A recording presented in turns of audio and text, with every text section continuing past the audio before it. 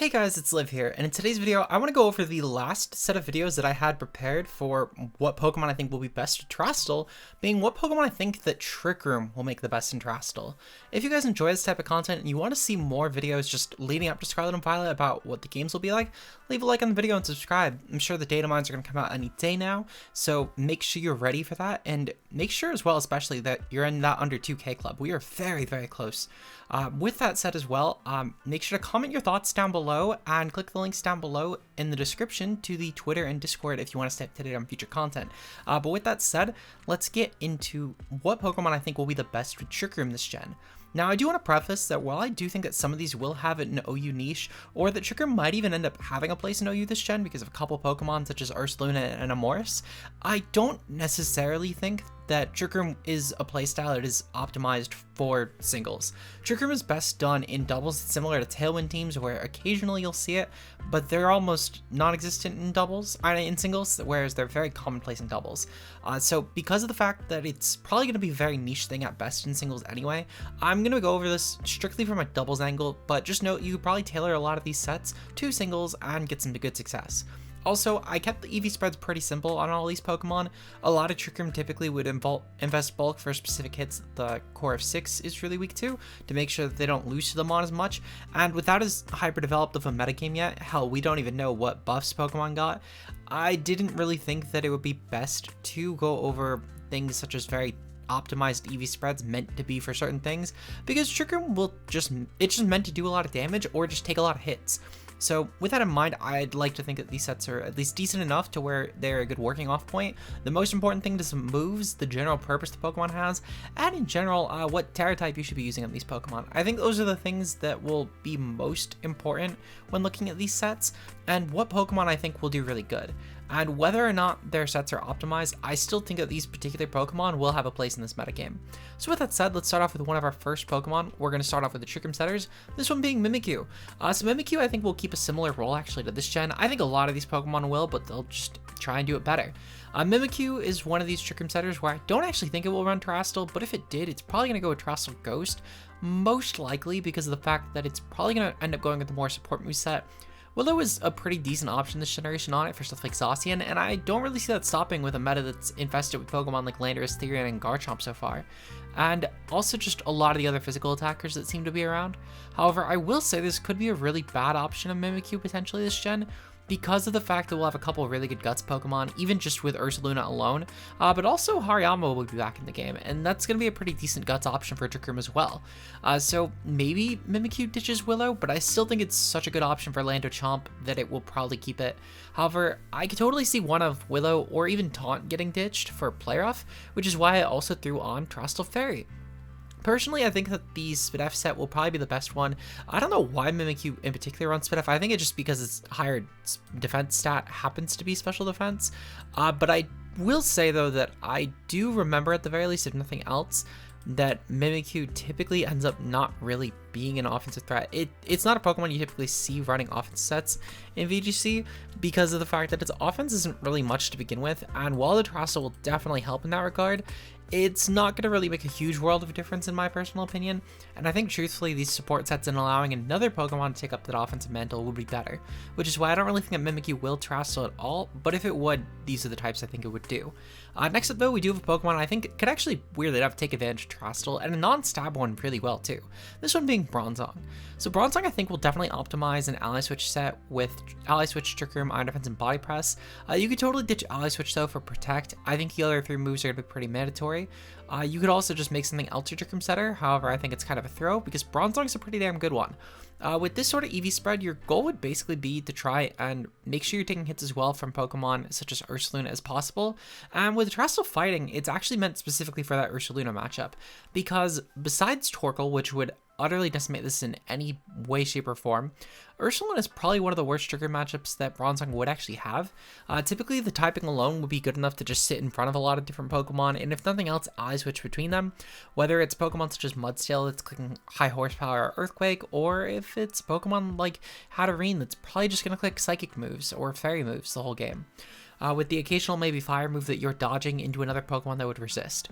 So With this in mind, I do think that Bronzong would really only need a Terastal typing for the Ursulina matchup, because Ursulina will probably end up being able to afford moves like Fire Punch for a lot of its steel types that it would fight, and with the Body Press set, you could actually get the +2 Iron Defense up, Terastal fighting, and then versus a max HP Ursulina, you could actually just guarantee the KO. I thought that was pretty decent if nothing else. Something that really would actually play into the Bronzong matchup very favorably and give a good reason to try and actually Terastal Bronzong, because typically I feel like that Ursulina, looking at a lot of the Pokemon that we do see viable in Trick Room, would probably be one of the hardest for Trick Room teams to actually switch around. I could see a couple Pokemon that could be pretty good. For example, you obviously do have Landorus or just other Intimidate options, but I don't think a lot of them will be super good in Trick Room. Another option would be something like a Mudsdale with like a Citrus Berry that could in theory actually do the job, especially in tandem with a Heal Pulse Pokemon. But it's just a matter of, I think that Bronzong is probably one of the most immediate ways that Trick Room would really have for this sort of matchup. So I do think that Bronzong could in theory actually be a really good Terastal Pokemon with fighting, and it's one of the only ones so far that I actually see not only with a non-stab Terastal, but that I think would be genuinely better with this non-stab Terastal than its own stabs. The Steel is still a decent option. You could throw on Gyro Ball, and it would help a lot with the fairies that will be investing Trick Room. There are so many good fairies this gen for Trick Room, so throwing on Gyro Ball with Terastal Steel could actually also be a genuinely good option here. Next up though, we do have our final Trick Room setter, in my opinion at least. We're going to have Hatterene probably as a very terrifying option, with Terastal Psychic for certain. Hatterene is going to probably pair with our next Pokemon pretty well and just run through Psy Spam again. Expanding Force was a great option for Psychic teams, and especially on Trick Room, to where you could actually throw on Indeedy Female, and the two in tandem would actually be horrendous for teams. Now Indeedy typically ends up running Psychic Seed sets, as I showed off in the later one, which I'll get into that a little more in a bit, which means that Hatterene probably will not be running a Psychic Seed this gen, because I do think that these two in tandem will be so good, and especially without Hatterene being able to boost its own Psychic terrain with the use of Max Size Strike, I do think that because of this, that Hatterene will probably end up opting for a Life Orb, throwing on Indeedy on any sort of team it's on, just to make sure that it's setting up terrain, and Indeedy again just really favors the Psychic Seed to a significant degree. You could in theory run Focus Sash on one of these two as well, but I think that the damage output from Life Orb and Hatterene, as well as the Psychic Seed from Indeedy, are just too good to pass up. With this sort of moveset, you would probably end up being one of, if not the slowest Pokemon in a Trick Room matchup. Really, the only viable one I could think of that would outslow you would be Torkel, but Torkel also would have a tough time doing a ton of damage to you, albeit it's going to be able to get off a really powerful hit with Terastal plus Eruption at the very least.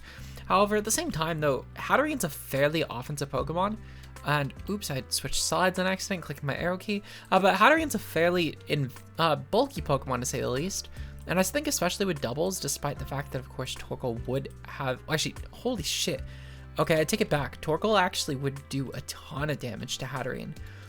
Torkel could actually probably in theory even just KO, but Hatterene could definitely still potentially at least force Torkel to run a minus speed set, and it would play a different, well, it'd definitely play a really bad mind game, because Torkel could either click Eruption thinking that Hatterene's gonna go for Trick Room, or Hatterene could just nail it with the not Max Mindstorm, with the Expanding Force, and Expanding Force could be pretty bad at that point, because especially with Psychic Terrain up, you could actually get off a really devastating hit to where Torkel actually wouldn't really be able to take that well anymore, especially if you were running a more offensive Hatterene with the Life Orb like in the set here, of course.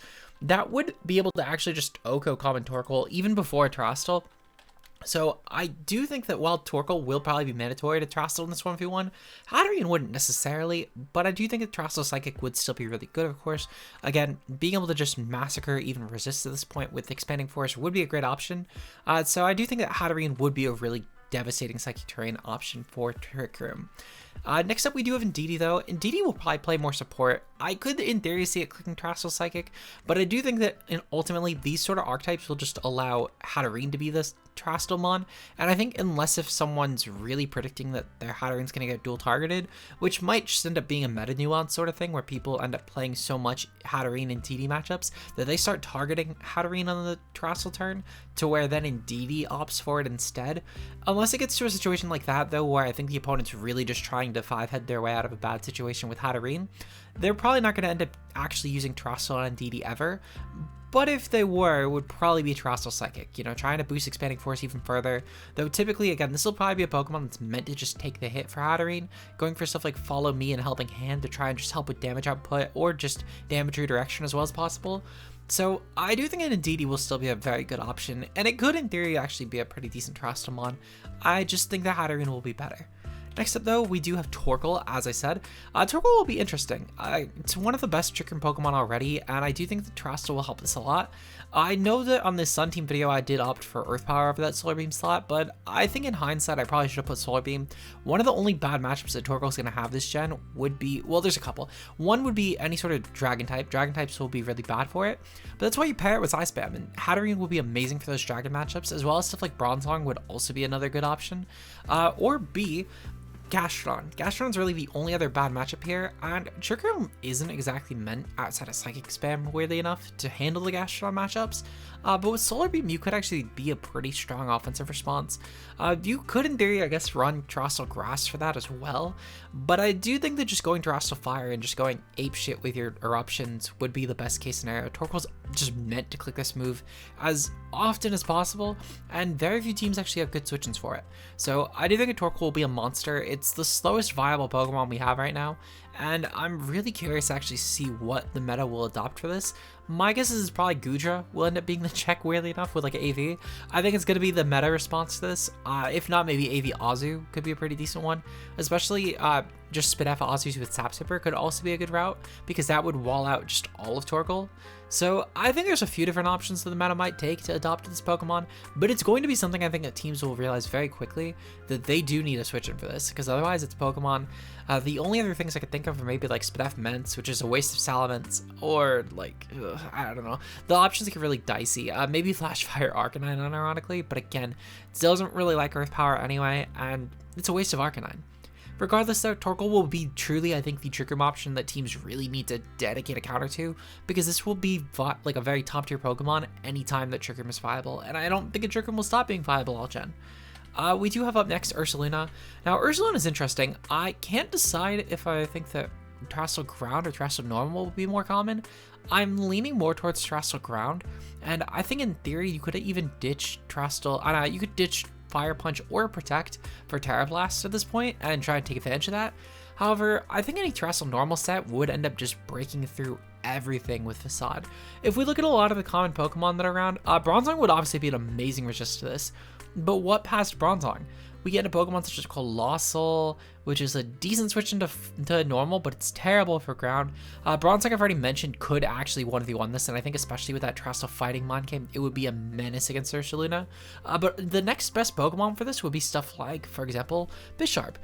So outside of Cole, which already has the huge issue, let's talk about Bisharp and why Bisharp doesn't actually switch in to Terastal normal sets. So if you look at Ursulina with its 140 attack, and it has Flame Orb Guts, this Pokemon already, just versus a max HP Bisharp, does like 60 to 70. If you then throw on the fact that this will end up inevitably boosting itself with Terastal Normal, you're looking at around a 90% to a 106% roll, versus a max HP Bisharp with Terastal Normal Facade. So honestly, this Pokemon does look like truly terrifying as a Terastal Normal option. The Normal just get pretty bad really quickly.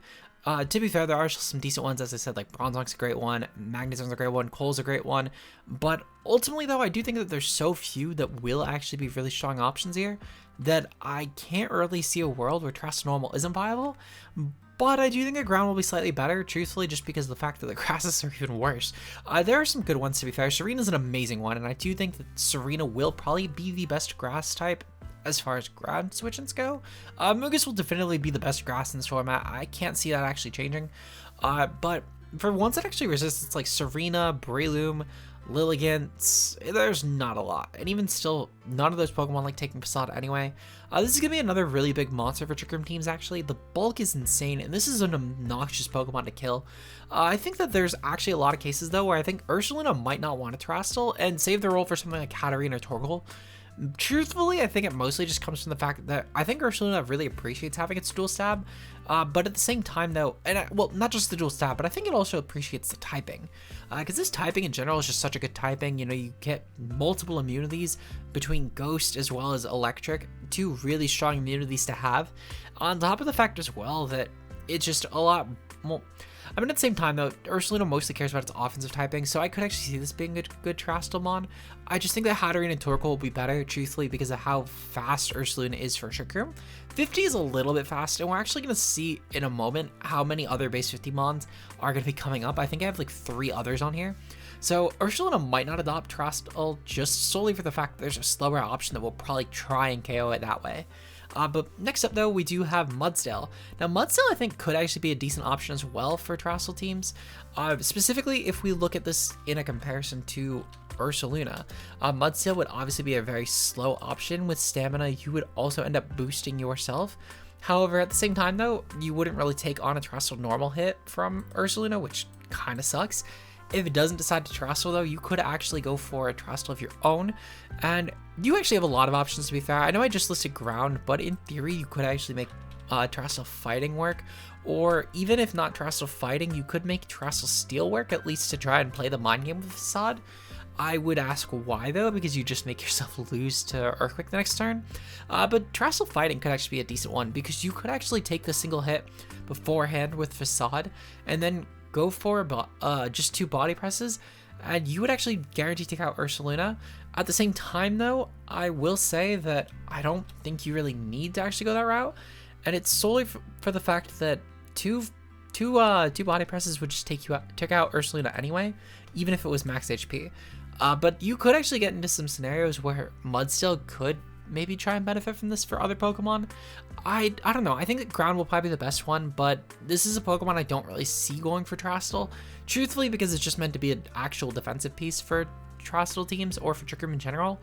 But there would be scenarios where I think this isn't a terrible option. Aphid will definitely still be the best set. It's a great check that just a lot of Pokemon is a blanket Pokemon, but we'll have to see. Next up, though, we have Enamoris.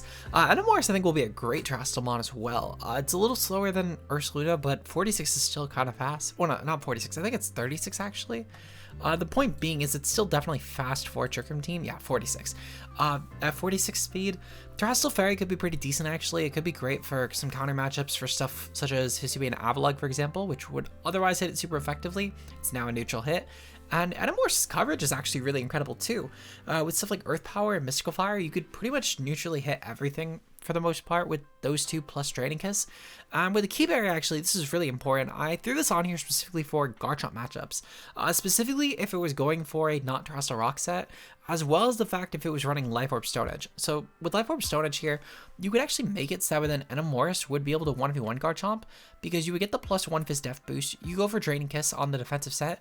You would not KO, of course, even after a Calm Mind, but you would gain back enough HP to where you would gain more that turn than Garchomp was actually dealing to you. I'm pretty sure you gain around 50-ish% from the Draining Kiss, if I remember correctly. I would have to double check the calc, to be honest. But with the calcs that I was pulling up earlier, it did look like Enamoris was dealing about 60 to 80%, and it was gaining back about 50. And on top of this as well, Enamoris, yep, with Draining Kiss. I'm actually pulling up the calc real quick because I don't want to give up false information here, but I'm pretty sure that Enamoris versus Garchomp. Yes, okay. So with basically the Stone Edge matchup versus Enamoris, we look at Life Orb Garchomp, and we pull up this versus Enamoris with Max Fizz Def. So without the Key Barrier activated, which does activate only after getting hit by a physical attack, you would end up dealing, it looks like 55 to 66. Yep. So the Draining Kiss would gain back 52 to 62. Yep. Okay, so I did get those numbers right. So basically, though, the role of this set would just with 1v1ing Pokemon like Garchomp, Salamence, etc. And I think Pure Fairy would help a lot with these matchups, because typically their way around Pokemon like Togekiss would be route coverage. To be fair, Poison Jab is still a viable option, same as Iron Head, but it's just a weaker route to go here. And I think that the rock options would help a lot with just a blanket coverage set, because Eduquake is really good. Obviously, if they opt for Rock Slide for the spread option as well as a little more accuracy, then it's even worse for them because they're dealing even less damage because it's not only a spread move, but it's also just a lower base power move to begin with. So Enamorus will be able to chew these hits very easily. I do think a Fairy is definitely the way to go here, but you could in theory make Terastal flying with Terra Blast work and get a coverage slot out of that. I would ask why though, because I think Mystical Fire does the job plenty, and going for the boosted Fairy type options would only be much better in my opinion. But with that said though, we do have another good Fairy option being Sylveon. Now Sylveon I think could benefit a lot from just being a good support piece for Trick Room with stuff like Yawn and Helping Hand. You could definitely ditch one of those two though for Mystical Fire, and I think it's a really good option on Sylveon. I think it'll play just generally a supportive role though, and going for Terastal Fairy with Pixie Plate plus Hyper Voice is probably your best bet here. Sylveon's a pretty simple one, truthfully. It's just kind of a menace. You could also ditch one of the support options for Hyper Beam, or even just go with a choice spec set here with Hyper Beam, Mystical Fire, Quick Attack, and Hyper Voice. I would still go with Pixie Plate personally though, but I threw on, well, no, I probably wouldn't throw on Quick Attack unless I'm going with Life Orb, but your option for that as well could just be Draining Kiss if you're going with the spec set, just to try and get some passive recovery back as you're dealing damage. The point being though is I think that Sylveon has a lot of sets. Offense would work really well too, but I think there's just better offensive fairies for this, such as Hatterene and Sylveon, as well as our next Pokemon, Azumarill, which Azumarill I think could be a pretty decent option with specifically Belly Drum. I think you'll probably pair this with some sort of redirection Pokemon, like maybe Amoonguss, for example, which I didn't really go over in this video actually, but Amoonguss is going to be a pretty decent one as well for Trick Room. The point being some form of redirection where you can guarantee get off the Belly Drum and then go for Play Off or Liquidation, really whatever one you want to Terastal. This would actually be, weirdly enough, a strong way for Belly Drum Azu once it gets to +6 to guarantee the OHKO on Amoonguss, and Amoonguss would have to play a weird 50-50 with which attack to actually hit it with. To be fair, I will say that Azumarill would probably end up getting attacked by Clear Smog, which would kind of suck, but at that point you could also just play your own Follow Me sort of game anyway, with something such as Indeedy, for example. So I do think Azu has some ways to be a real menace in Terastal. Specifically with Terastal Water, I think will be the slightly better option, because it does also tailor into its priority with Aqua Jet, so even if Trick Room was to end, you're still fine. But Azu in general, I think it's just probably one of the best chances it's had in a while for doubles, and I'm looking forward to seeing how good it does. We do have Harayama back, as I mentioned earlier, and I think this will be an amazing Terastal fighting option. I will say there's some nuance here. I do think that Guts could end up being really good on Assault Vest sets, but it could also be really good on Flame Orb sets. Similar to Ursulina, it could be a Pokemon that I think will really take advantage of just burning itself and dealing a ton of damage. In this case, it would be with fighting attacks, which Harayama would still be pretty decent with. At that point, I'd probably ditch something for Protect, though at the same time, you don't really need to. It would probably be Fake Out, though, just considering the fact that, if nothing else, you'd probably burn that turn 1 instead of clicking Fake Out on clicking Protect. With this sort of set as well, you could also go with Thick Fat, but I would not go with Thick Fat and Flame Orb. I did have to mention that, because I did mention that with Guts, the item slot was changeable. With Assault Vest, the ability is interchangeable. Thick Fat would be pretty decent. It could be really good, especially considering we do have a lot of good Pokemon such as Arcanine and Torkel in the meta.